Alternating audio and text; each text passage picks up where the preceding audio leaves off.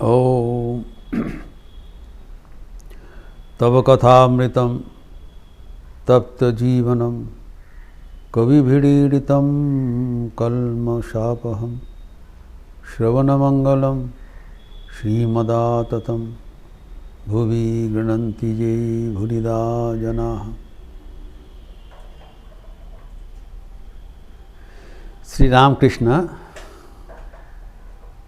अपना आध्यात्मिक अलौकिक दर्शन को प्रकाश करते हुए यहाँ पर बता रहे हैं कि उनके गृही भक्त भी कितने महान थे। ठाकुर की लीला सहाय करने के लिए जो व्यक्ति उनको मदद करने के लिए, उनको साथ देने के लिए आए थे, उनको पहले ही ठाकुर को भवतरण ने दिखा दिया। एक ओर से नरेंद्र, राखाल, बाबूराम इत्यादि त्यागी भक्तगण को झांकी दिखाया एवं प्रत्येक व्यक्ति का अनूठा जीवन हमारे सामने रखे गए।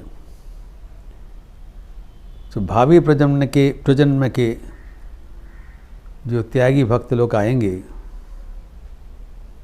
संसार छोड़ के ठाकुर को साधन करेंगे, उनके जीवन का एक मॉडल, आदर्श की झांकी प्रस्तुत करके गए।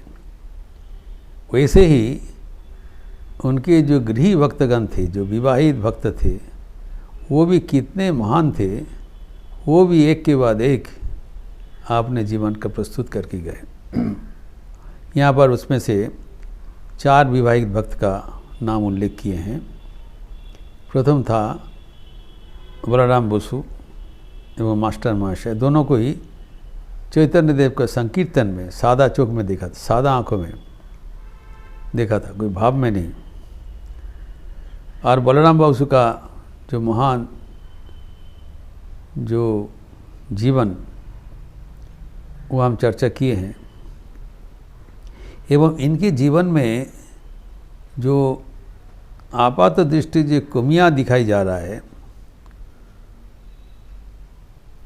वो भी हमें अगर अनुसंधान करें तो देखते हैं वो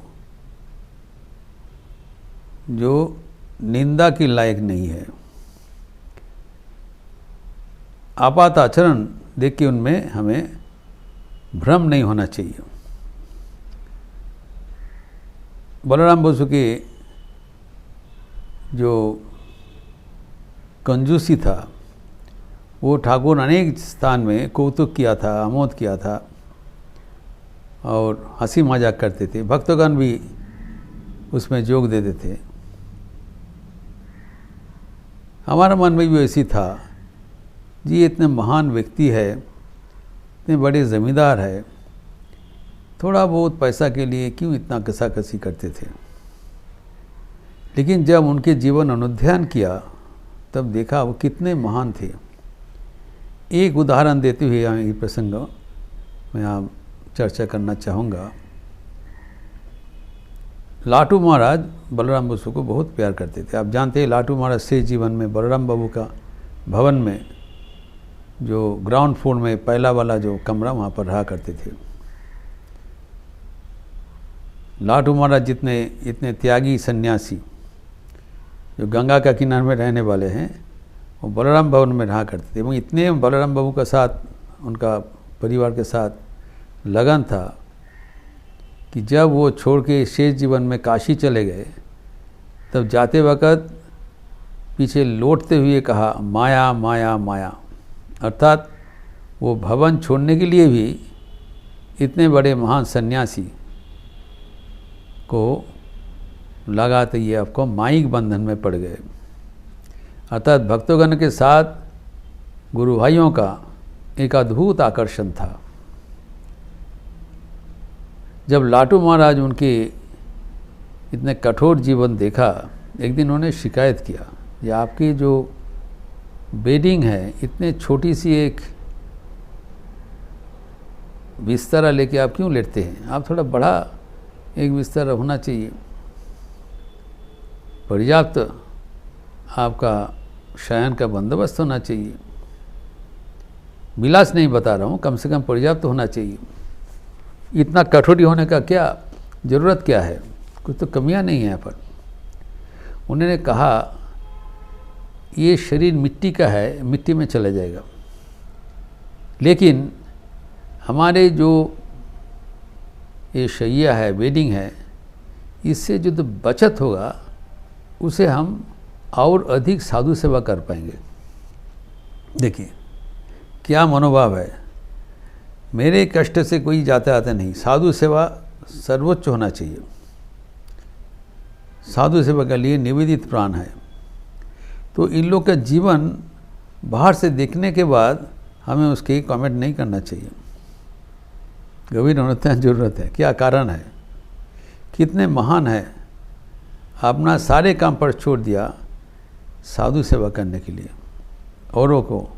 क्योंकि साधुगण जो उन्हें गुरु भाई हैं, कष्ट में है, उनको कैसे मदद करें।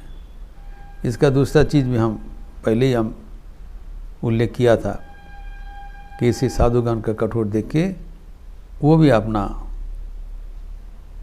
घर में उसी कठोरता पालन करते थे। फिर हम देखा कि मास्टर महाशय के जीवन, वो भी एक अनूठा जीवन है।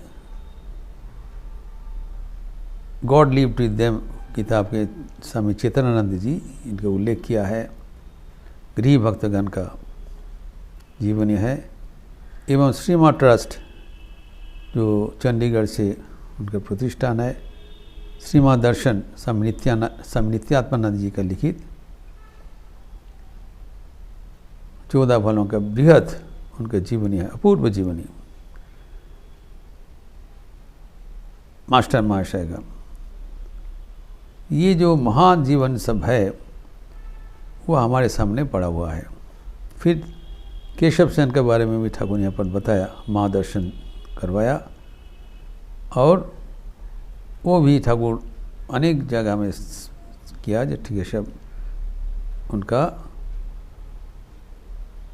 अनुभूति हुआ था, आध्यात्मिक वस्तु लाभ हुआ था, ईश्वर दर्शन किए थे। वो लैज को शिचे पूंछ चला गया, अर्थात वो संसार में भी रह सकता है और संसार के बाहर में भी रह सकता है, दोनों में कोई फर्क नहीं होगा। ठाकुर कहा करते थे ज्ञान लाभ करे संसारे थाकले कोनो असुविधा नहीं। फिर इस श्रृंखला में जो चौथा व्यक्ति का नाम ठाकुर ने उल्लेख किया वो था विजय कृष्ण गोस्वामी। इनके बारे में 2-4 शब्द बोलना ज़रूरी है, क्योंकि मैंने उल्लेख किया था केशव सेन एवं ब्राह्मण समाज निराकारवादी थे, और ठाकुर तो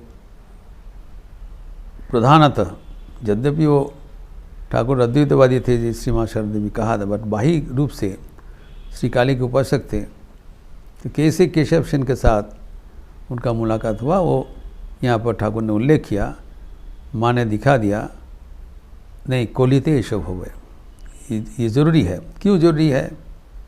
एक तो हम उल्लेख किया कि ये ठाकुर के साथ संस्पर्श होने के बाद उन लोग हरिनाम, संकीर्तन एवं काली नाम, देवी नाम उन लोग सीखा एवं अपने समाज में उस परंपरा को अंतर्भुक्त कर दिया, as a part of their spiritual discipline include कर दिया। तो हरि नाम से उन लोग बहुत नृत्य कीर्तन करते थे। हम देखा है विजय कृष्ण गोस्वामी आदि नाचते नाचते उनको कपड़ा भी खो गया था, इतना मत्त हो गया थे, उसका चाबी खो गया था इत्यादि।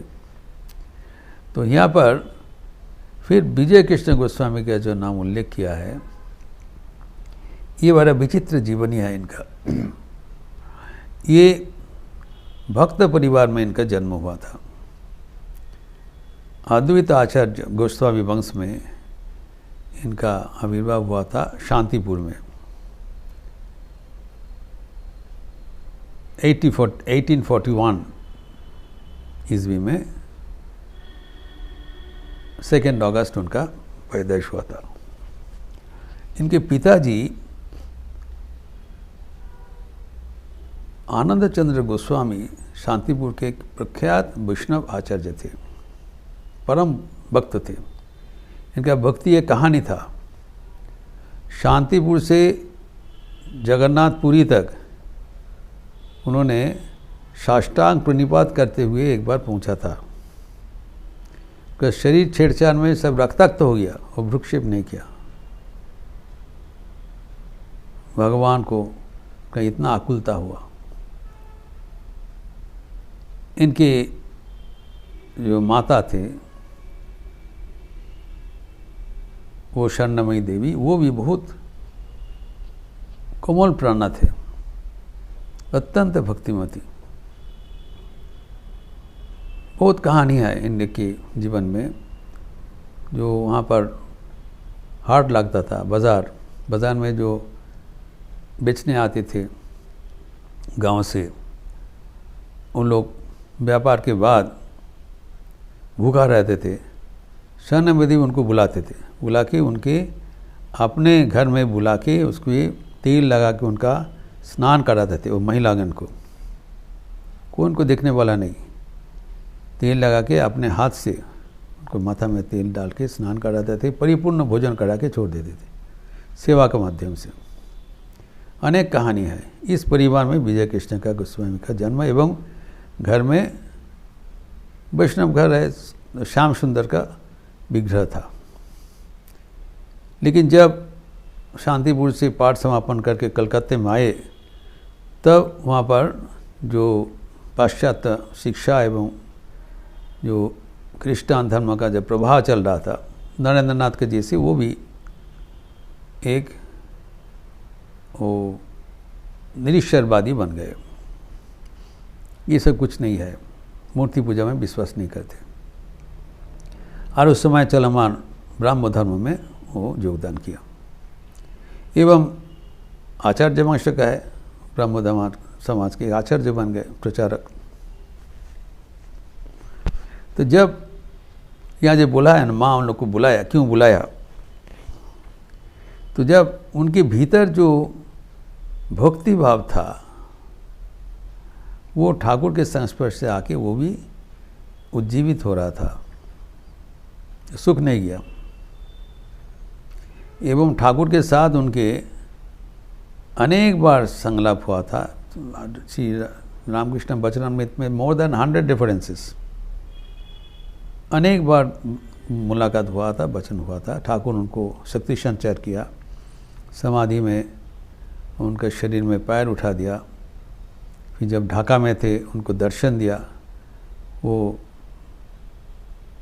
पहले सोचा था कि ये एक कोई भाव दर्शन हो रहा है, सपना दर्शन हो रहा है। तो ठाकुर को पैर दबा के टेस्ट किया, तो साक्षात एक जीता जागता व्यक्ति ठाकुर को, जब ठाकुर दक्षिणेश्वर में थे वहाँ पर उनका दर्शन हुआ। लौटने के बाद भक्तगण को बोला, ये आप लोग इनको समझा नहीं, ये कौन व्यक्ति है। हम अनेक साधु सन्यासी दर्शन किए हैं, लेकिन यहाँ पर 16 आना परिपूर्ण रूप मैं दर्शन कर रहा हूँ। तो उनका जीवन में कैसे परिवर्तन हुआ, एक चमत्प्रद कहानी है। उनके जीवन भी भारतीय साधक में है, एवं कुलवदानंद ब्रह्मचारी उनके शिष्य है, वो लिखा है, बृहद ग्रंथ है। तो जब प्रचार करते हुए जब घर में लौटते थे माँ को दर्शन करने के लिए, तो वहाँ का जो विग्रह है श्याम सुंदर, वो जीता जागता होके उनसे दर्शन देते थे। विचित्र कहानी है। तो देख के जब उनसे बातचीत करने आते थे, तब विजय कृष्ण गोस्वामी बोलते थे, मैं तो तुमको मानता नहीं हूँ, मैं नहीं मानता हूँ, तुम काहे मुझे तंग करते हो। कोई भी बहाना से आ जाते। एक दिन आके बोला, देख विजय, तो मुझे आज इन लोग दोपहर को भोजन दिया है, लेकिन पीने का पानी नहीं दिया। तो उनकी जो देखभाल करते थे, विजय कृष्ण गोस्वामी मंदिर में नहीं जाते, तो उनका जो छोटी माँ थे वो बड़ा भक्तिमती थे, बहुत वो भक्ति शाह का विग्रह का पूजा करते थे। तो जाके छोटी माँ को बोला, खुड़ी माँ देखो तुम्हारा श्याम सुंदर शिकायत कर रहे हैं पानी नहीं मिला। छोटी माँ तो बहुत बिगड़ गए, श्याम सुंदर कोई मतलब नहीं रहा, तेरे जैसे व्यक्ति को बोलेगा तेरा माता खराब हो गया, तेरा क्या मतलब है, तू तो श्याम सुंदर मानते नहीं हो। तो उन्होंने बताया मैं क्या करूं वो मुझे आके बताते हैं, तो आप जरा चेक करो। तो छोटी माँ जाके आश्चर्य होकर देखा, अरे आज तो ये छूट हो गया, गलती हो गया, आज तो पानी देने में हम लोग भूल गए सचमुच। ऐसे अनेक बार हुआ था। तो एक बार वो विजय कृष्ण को समय श्याम सुंदर के बोला, देख विजय, मुझे एक सोने का जो चूड़ा मुकुट क्राउन तुम बना दे। विजय कृष्ण कहते हैं मुझे मेरे पास कोई पैसा नहीं है और ये मैं तुमको मानता नहीं हूँ, तुम जो मानते हो उनके पास जाके बोलो ना। बोले नहीं नहीं नहीं, तू जाके बोल, थोड़ा छोटी माँ को बोल, वो बना देगा। और उसको यहाँ पर वो जो थलिया में वो रुपया रखा हुआ है वो छिपा के रख दिया, वो पूछने से उसको बता देना यहाँ पर रुपया है, उससे तो बना दे, रुपया है। तो तब जाके वो छोटी माँ को बोला कि देखिए आपको श्याम सुंदर एक सोना का चूड़ा जो मुकुट पहनने चाहते हैं।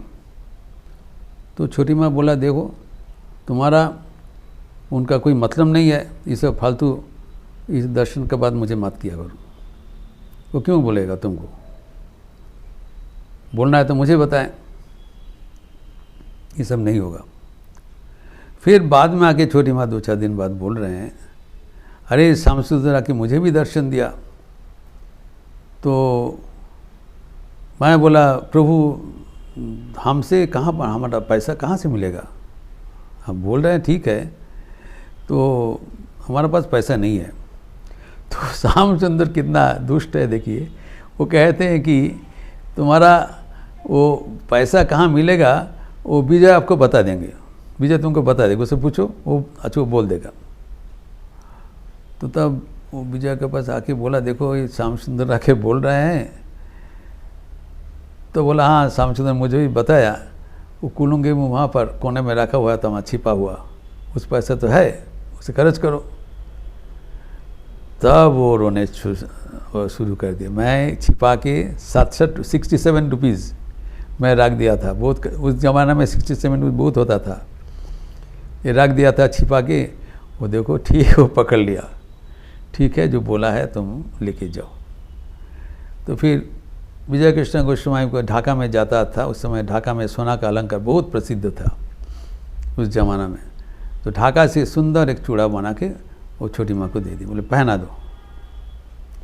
फिर एक दिन जब आया, वो छत में टहल रहे हैं, तो वहाँ पर आके श्याम सुंदर उपस्थित हो गया। बोले विजय देख चूड़ा पहन के मेरा कैसे रूप हुआ, तुम थोड़ा देखे जाओ। बोले देखो श्याम सुंदर मैं तुमको नहीं मानता हूँ, मैं इसे विश्वास नहीं करता हूँ, तो जो मानता है वो ठीक है। बोले नहीं तू एक बार देखना। बोले नहीं हम नहीं देखेंगे। बोले तो देखने से क्या हालत हट जाए, एक बार देख के जा कम से कम कैसे बना मुकुट, तो तू ही लाया। तो जब जाके मंदिर में देखा, देखिए ये परिवर्तन के जीवनी में उल्लिखित है। जब जाके मंदिर में देखा तब चूड़ा पहने तो जो श्याम सुंदर के मूर्ति, उनका विवाह उनका मुस्कान, जीता जागता रूप देखते हुए वो मोहित हो गए। और तब श्याम सुंदर के टर्न है, उन्होंने बताया तू तो मुझे मानता नहीं, why are you getting overwhelmed. तब वो हाथ जोड़ करके कहा अच्छा प्रभु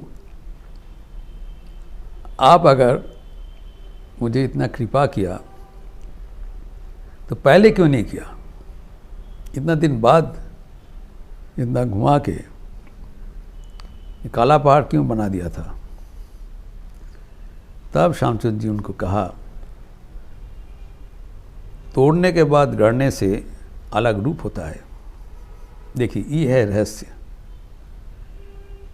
श्री रामकृष्ण के साथ ये जो निराकारवादी का जो संयोग है ये श्याम सुंदर ने बता दिया।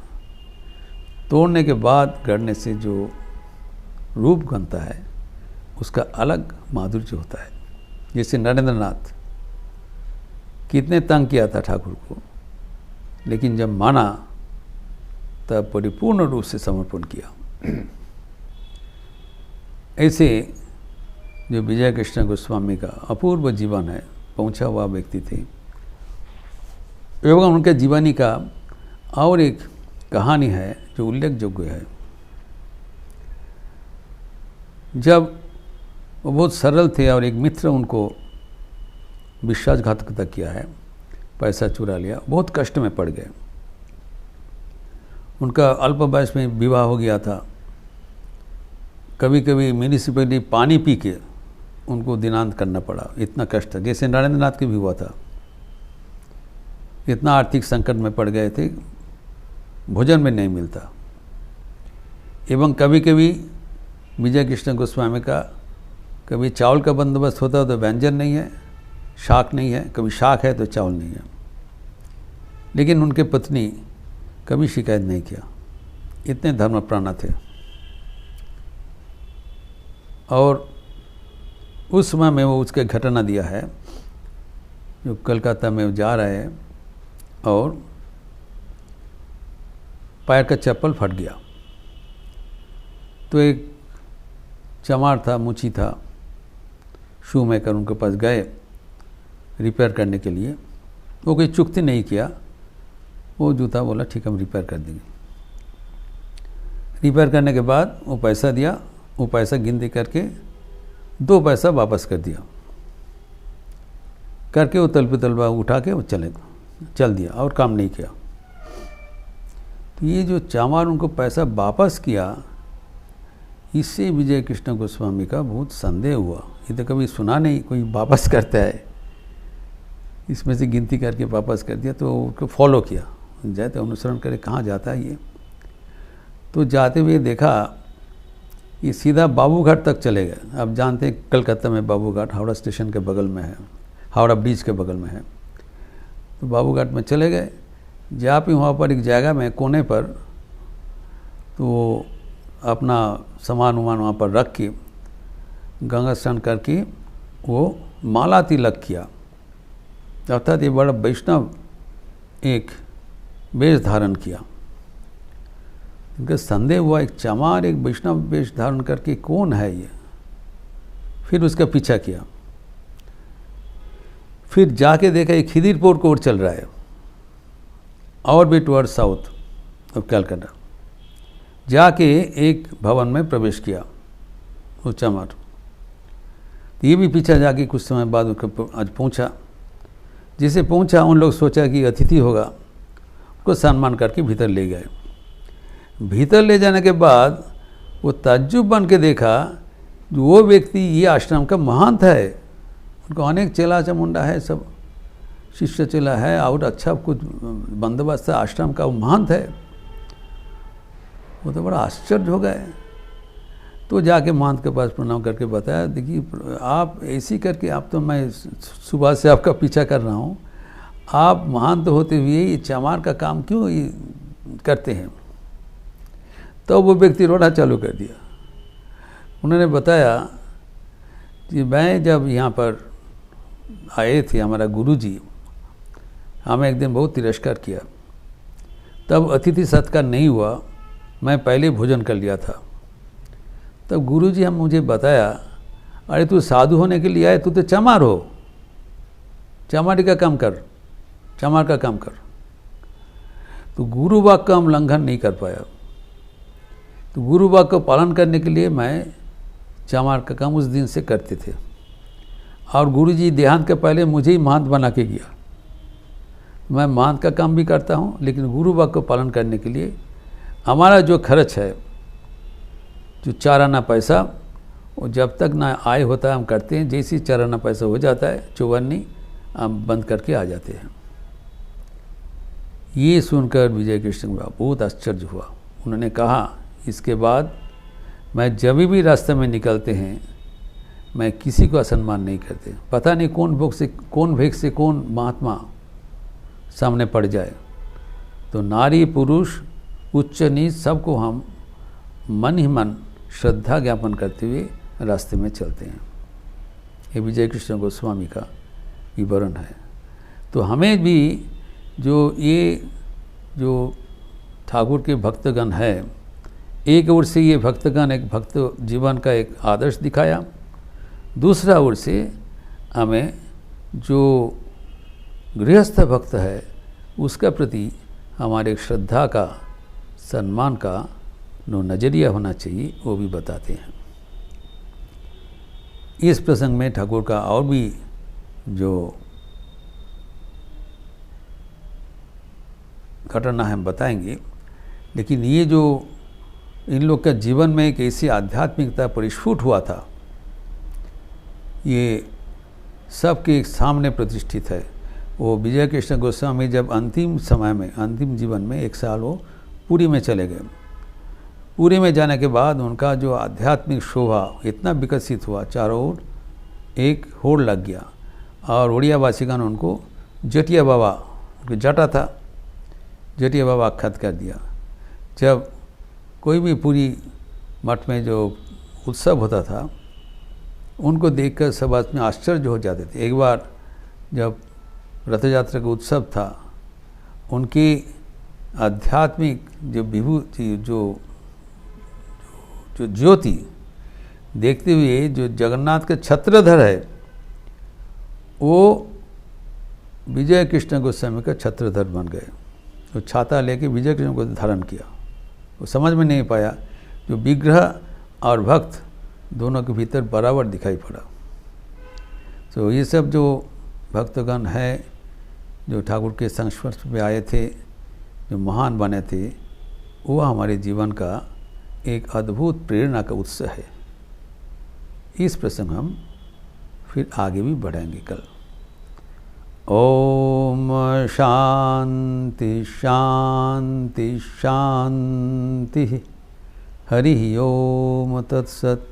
श्री राम कृष्णार्पणमस्तु। आज मंगलवार का अवसर है, संध्या आरती के बाद हनुमान चालीसा होगी। आप लोग सब योगदान करेंगे। अच्छे रहिए, स्वस्थ रहिए, आनंद में रहिए। नमस्कार।